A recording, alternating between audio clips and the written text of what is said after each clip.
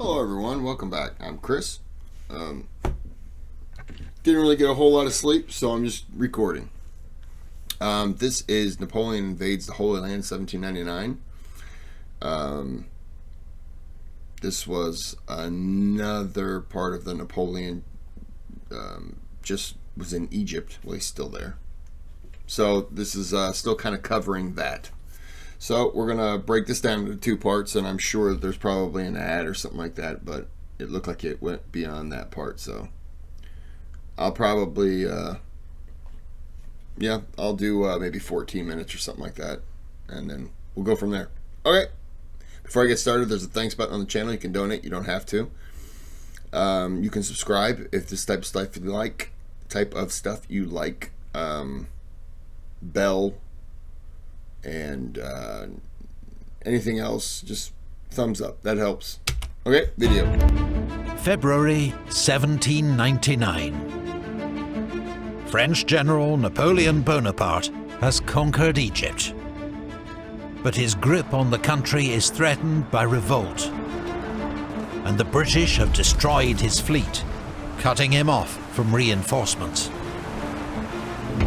Now the Sultan has vowed to crush the foreign invader, and two large Ottoman armies are being assembled to reclaim Egypt.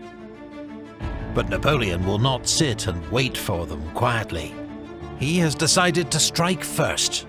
The forces gathering in Syria, rumoured to be 50,000 strong, pose the greatest threat, so they will be his first target.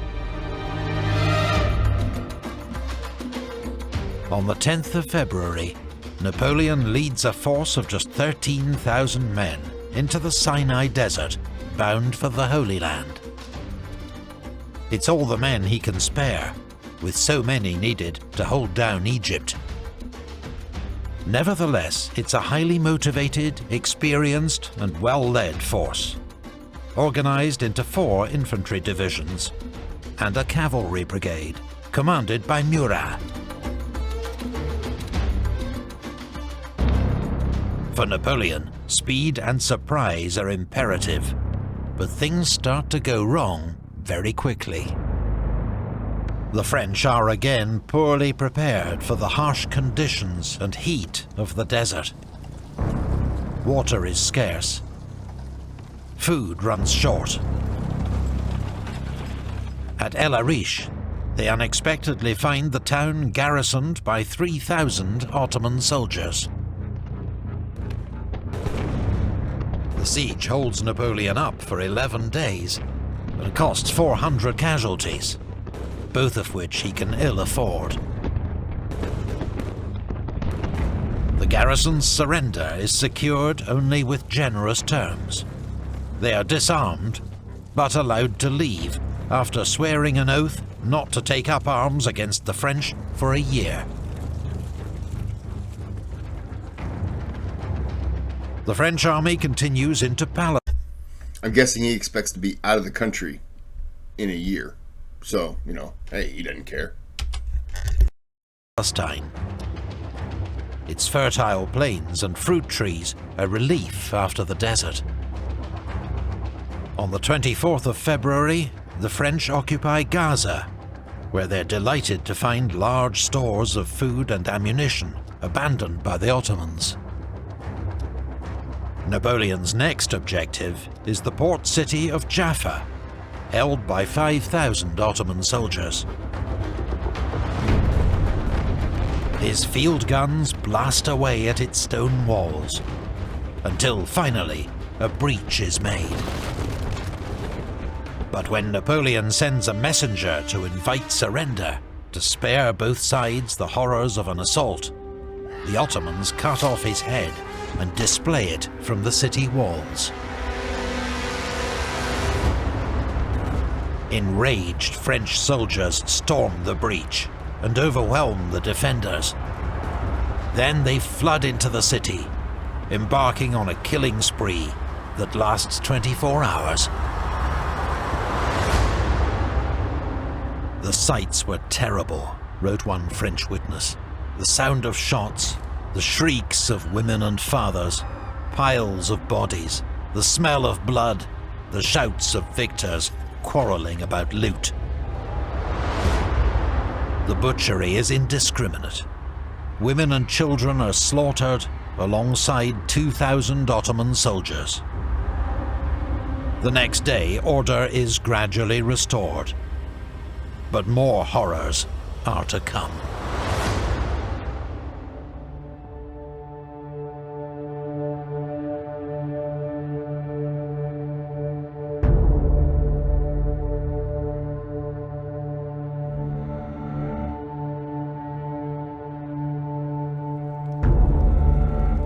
In the aftermath of the sack of Jaffa, Napoleon finds himself with 3,000 Ottoman prisoners, who have been promised their lives. But with his troops and supplies already stretched thin, he is reluctant to spare any to guard or feed these unwanted captives. Besides, some are from the garrison of El Arish and have broken their oath not to take up arms against the French.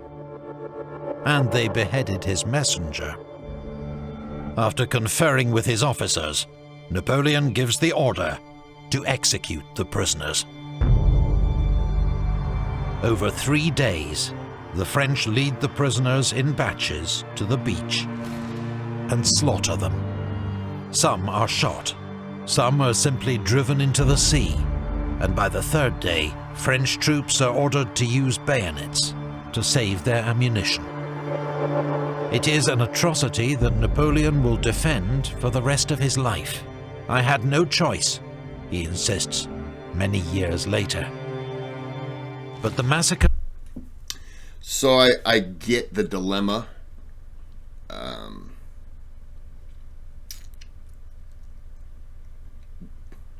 But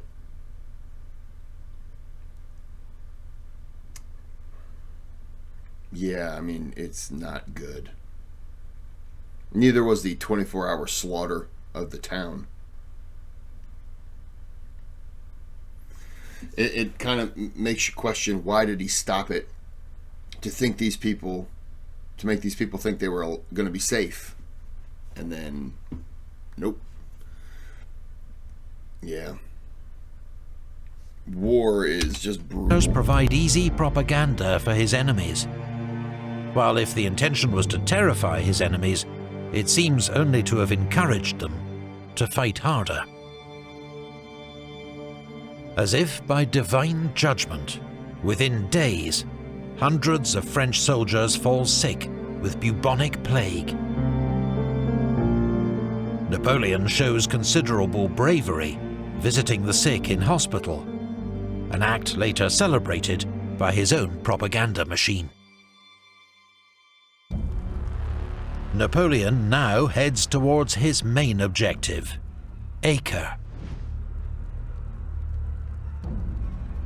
The ancient port city, famed for its role in the Crusades, is now the seat of the local Ottoman governor. He is Ahmed Pasha al-Jazar, known as the Butcher. For 25 years he has ruled Syria with an iron fist, and is notorious for his imaginative tortures and executions. He has ignored Napoleon's invitation to surrender, and what's more, unknown to Napoleon, 2 British ships of the line have arrived to support him.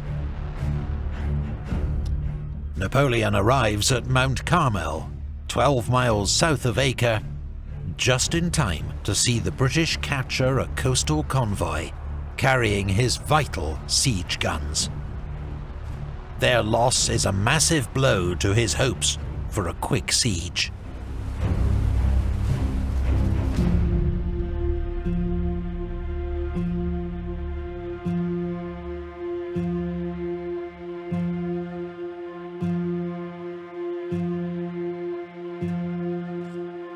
On the 18th of March, the French arrive outside Acre's walls and start to dig in. Without their siege guns, the city's defences are a major challenge. Acre bristles with 250 guns, is surrounded on 3 sides by the sea, and on the other by walls that are 8 feet thick.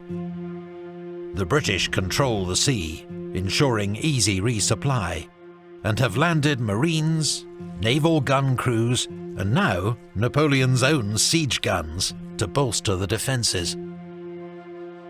The British commander, Commodore Sir Sidney Smith, is energetic and full of ideas, while a French émigré, Antoine de Philippot, a former classmate of Napoleon's, provides expert siege advice.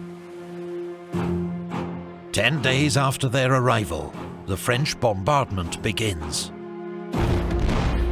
Napoleon's field guns smash a small breach in the walls, but are then overwhelmed by counter-fire.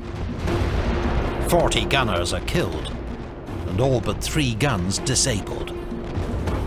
Napoleon sends in his infantry with scaling ladders. A hidden moat breaks up their assault, while defenders blast them with muskets and hurl down rocks. The French hurriedly fall back in disorder. Any man left behind is likely to be decapitated. The butcher has offered a reward for every French head he has brought. The French then repel an Ottoman sortie, inflicting heavy losses. Why, if you're the Ottomans, why would you even try to leave? You're just risking opening up the gates. You have your allies in the water. You have resupplies there. You're confident that your fortifications are good, so why leave?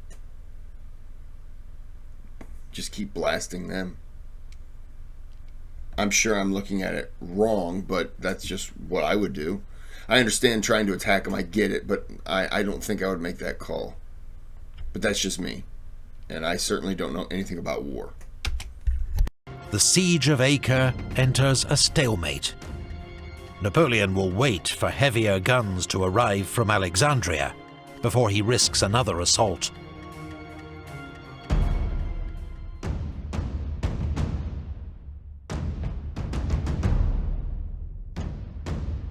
But then, alarming news arrives to disrupt this plan. The Ottoman army gathering to the north, 40,000 strong, is on the move. Napoleon can spare just 4,000 men to face them. The odds seem insane, but Napoleon trusts in the training and experience of his troops, and particularly the quality of his officers. Unsure of the enemy's line of advance, he divides his force. On the 8th of April, at Nazareth, Junot locates and scatters an enemy cavalry force 10 times his number. 3 days later, Kléber defeats 5,000 at Cana, while Murat surprises another force north of Lake Galilee. On the 15th, General Kléber receives word that the main enemy force has swung round to the south and is camped near Mount Hamoure, 8 miles from Mount Tabor. Seeking glory, Kléber advances with just his own division, intending to surprise the enemy at dawn. But he misjudges the march. When the sun rises, he's exposed on open ground, his 1,500 men facing 35,000. Kléber's division forms square, and under a scorching sun holds the enemy at bay for 10 hours. But they are running low on ammunition and desperate for reinforcements. Napoleon, meanwhile, is racing towards them with 2,500 men. He arrives just in time, attacking the Ottoman army from behind, taking them completely by surprise. Most of their forces are a peasant militia, and seized by panic, they flee in all directions. Kleber joins the attack. The Ottoman army disintegrates. At a cost of fewer than 300 casualties, Napoleon has destroyed the enemy relief force and secured control of Palestine. The fall of Acre must now surely follow.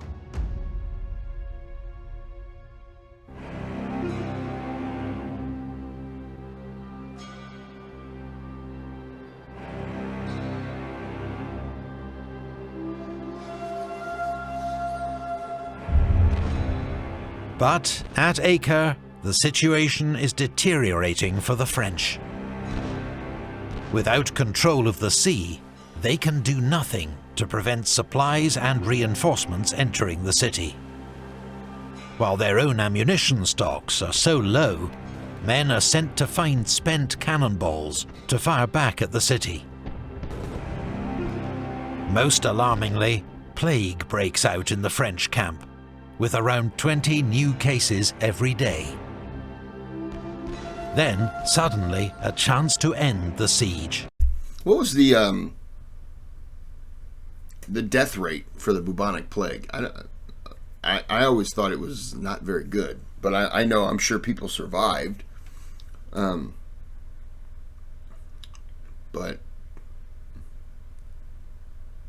I could have looked it up, but why do that? Comment below.